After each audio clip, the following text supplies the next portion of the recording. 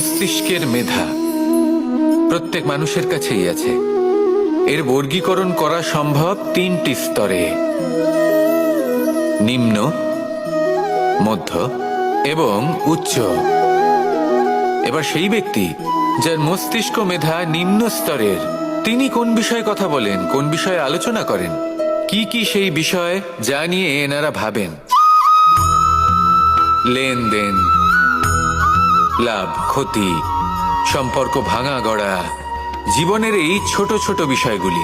এর ঊর্ধ্বে এনাদের কথা এবং ভাবনা যায়ই না। এবার যে ব্যক্তি এমন হন যার মস্তিষ্ক মেধা মধ্যস্তরের, সেই ব্যক্তি কি করেন, কোন বিষয়ে কথা বলেন?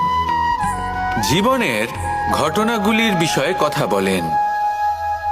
কি হয়েছিল, কিভাবে হয়েছিল, কিভাবে সেটা আরো বেশি শ্রেষ্ঠ করে